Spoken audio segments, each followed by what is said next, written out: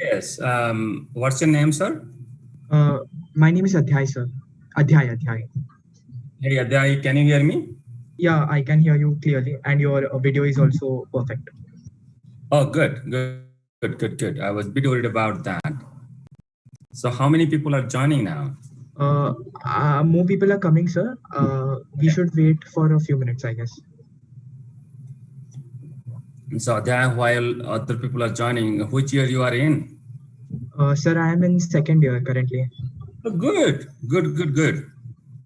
And so you like this SME student chapter activities? Yeah, I think it's cool, You can but actually make your video on. Sorry. You Oh, can wait. make your video on. Oh, yes. You can see me now? Yes. Is it your dorm or is it your hostel you're No, speaking from? it's my house only. I am Oh, currently okay. at my home. Yeah. Where are you from? I'm from Mumbai, sir. Oh, good. You're from Mumbai. Okay, Yes. fantastic. How to study mining? Are you in mining or in IT? No, I'm in mining engineering only, sir. Oh, fantastic. How did I know Mumbai Mining Engineer Association of India has a chapter in Mumbai. The head of the chapter, he knows me very well. Oh, Yes, his name is Ravi Chandran Raj. I think he's a businessman over there. So good to know you. So what subject you like the most? actually, I am very interested in space mining, sir. I wanted to be one of the pioneers to in the of the I industry. did you hear Professor Hugh Miller a few days ago on 30th about space mining? Uh, During the inauguration ceremony. No. There was another panel discussion. Me and Professor Hi Payal, me, Professor Hugh Miller, Professor Manoj Mohanty. Professor Hugh Miller is the past president of SME and an associate professor at Colorado School of Mines. And he was talking about space mining as a new subject. And they apparently have a program where hundreds of people have joined. I was like, what are you doing? Hugh knows me very well. He's much senior than me age-wise. So, glad to know space mining is a research area, and Colorado School of Mines, I think, is the only school, reputed school, that has a space mining program. If you're interested, talk to Hugh Miller and say, Abani sir said that to talk to you. And also, it's a coincidental. Dr. Manoj Mohanty, from the name, you can know that he's also from the state of Odisha. I'm originally from the state of Odisha. He's the head of mining department in the University of Nevada, Reno. And he was talking about something space mining too. So it is a subject area. I think it's a good area to be in now, and because it's new, it's good to be in right now. You don't want to be I'm excited to see that you are interested in an area that is coming up. That's Yes, great. sir. That's really great. Good to know you. Thank you, sir.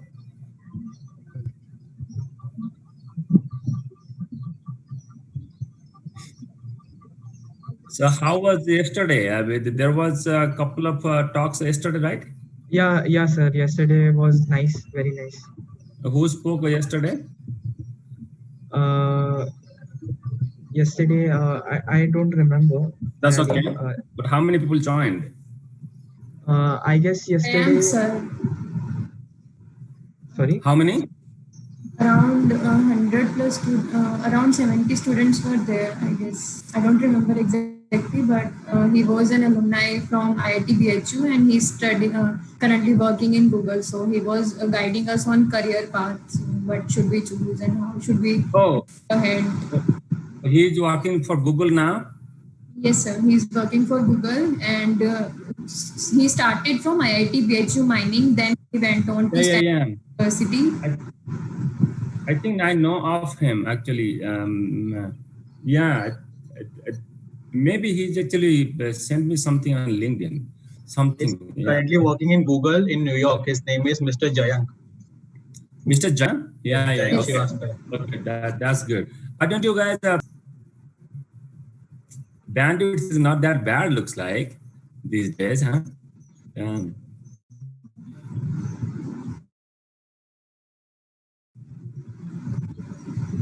so I think it's important to bring in faculty members too, to this type of talks, and also other professionals, do this type of talks, because this takes a long time for you guys to arrange it.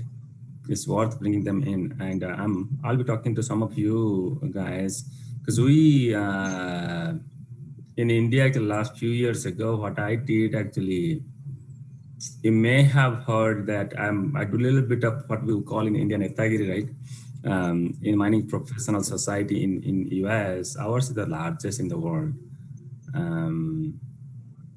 I try to tie it up with somehow, like, really खींच के जैसे यहाँ से लेके ना और वहाँ से भी लेके थोड़ा सा connection करवाने के लिए. So I tried that, and last 3 years we have a tie up with Mining Engineer Association of India. It has about 3,500 members, but 1,500 members are active, which is okay, and they have a magazine too. It's getting better. It's getting better. It's not actually like SME, but it's the largest society in India, mining professionals. So there is a tie up. What really that means, when you guys doing this type of organization, just tap into that resource. Like 1,500 professionals throughout India, you know how much exposure you guys will get. A lot of exposures, at least within India, right? They'll know you, you'll know them, and who knows, the networking is big deal. So if I am, if you guys tell me like next year, I'll try to make that happen so that you use the logo and those kind of things. So that will be a good thing. That is not just Khanan, just for mining engineers in ISM. It goes bigger. So do we start now, or what do you know? What do you need to do? Sir, or will you have a few more minutes? Yeah, you can start now, I can think. Okay. I will keep on adding people. You can start from your side. Okay, sir. Okay, so you are giving them permission, right? Okay. Yes, sir. Yeah. So I'll introduce you to the audience, and then we can start. Ajay, you can introduce me. I have one slide introduction of mine too, so I may spend about 30 seconds on there. Please allow me to put screen sharing. Okay, sir.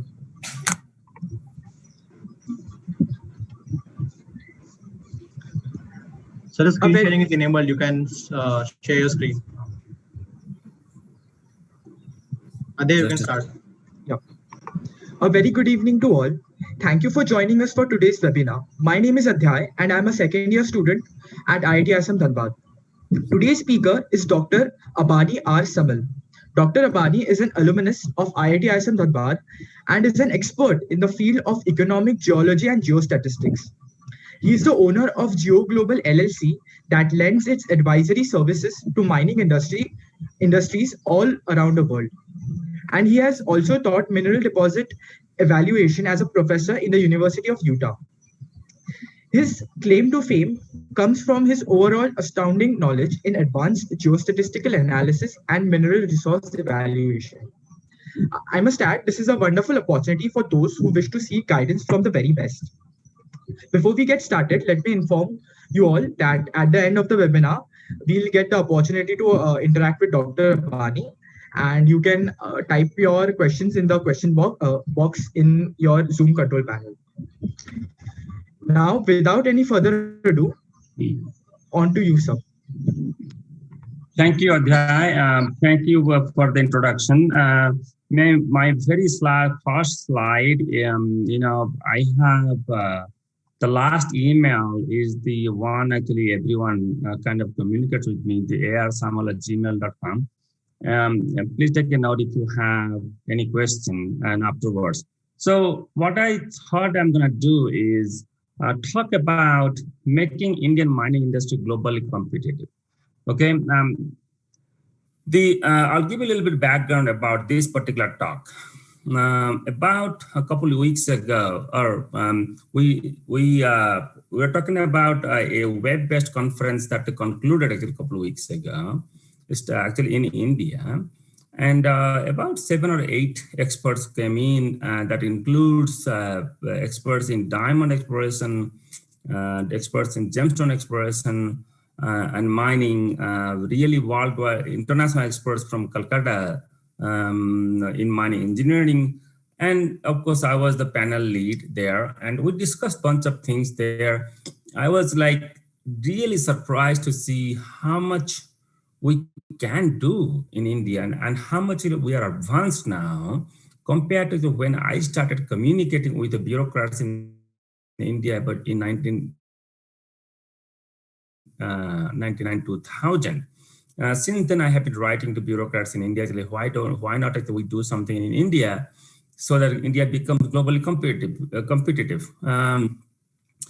So I said, well, why not actually I put all those ideas together. Of course, my ideas are my ideas, and deliver that talk to you in to a bigger audience maybe. And I know I understand that most of you are students from different schools of mines and mining engineering departments in India. Sorry. It's a request to all the audience.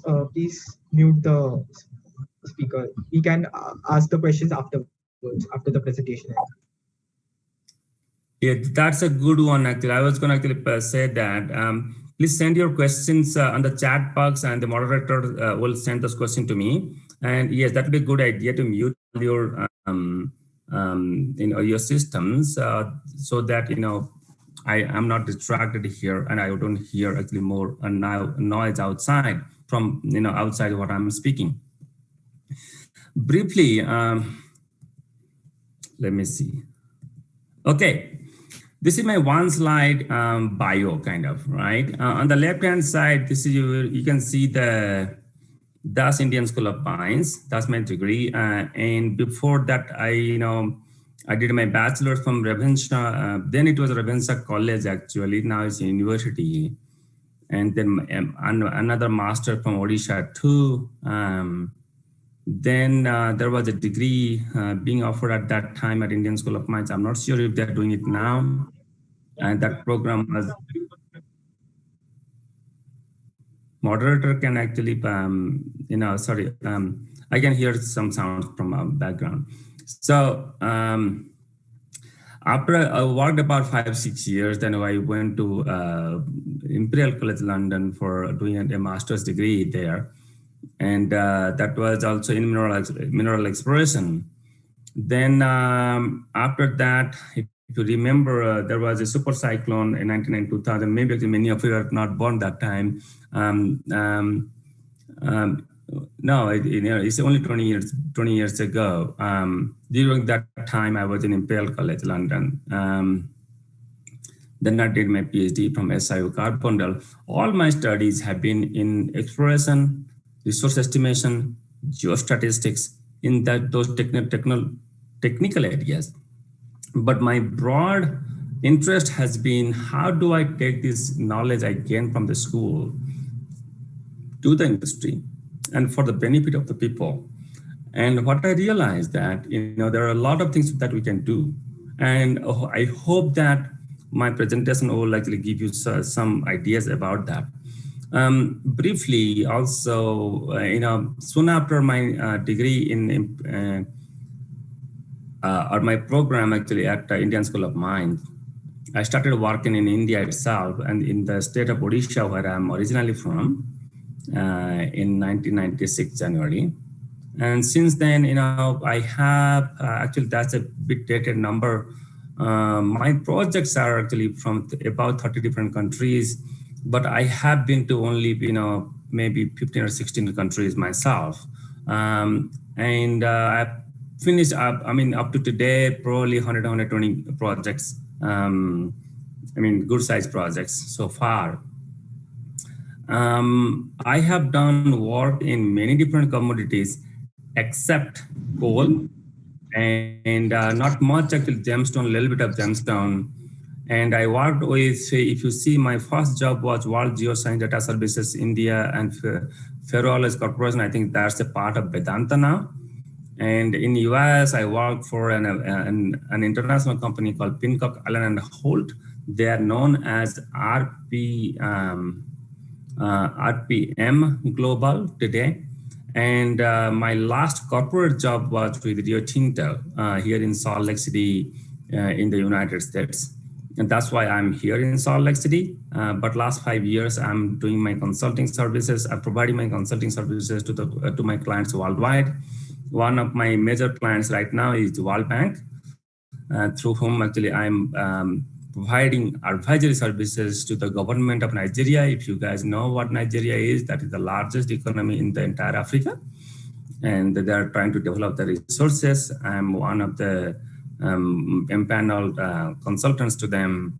And mainly my focus is how to develop their iron ore deposits in Nigeria. And below there, actually, there are only a couple of societies I have listed, but I'm associated with about 12 different societies. Mainly, I spend time with SME in US, MEAI in India, where I'm a council member too, and also lead a couple of committees there, and a bunch of other societies where I spend time to helping the societies build. Okay. Here is what I think, I'm gonna do. Where are we now? This is a minerals in India map. And I was surprised to know, that I really couldn't get a good minerals map from a government-owned company or agency. So this is from another private agency, but it just shows that, India has a lot of resources. At the same time, you'll see that those dots are kind of clustered in certain areas only. And there are areas, mainly actually where you have Deccan Trap, and also the areas in the northeast, where now Uttarakhand or then Uttar Pradesh, and those areas, there are vast areas yet to be explored. India has a lot of resources, no doubt about it. It has industrial minerals, gemstones, coal, and metallic minerals. But what we have been doing is we are mining actually mainly commodities that is needed for the steel industry. We know that our steel industry is very much a sustainable industry within India. Whatever we produce, we consume within the country. And whatever we need, actually, we need that. We are actually producing that, mainly iron ore, limestone, and for energy, we have coal in India, and Coal India is the largest coal company in the world. Those are bulk commodities, right? And also a little bit of chromite.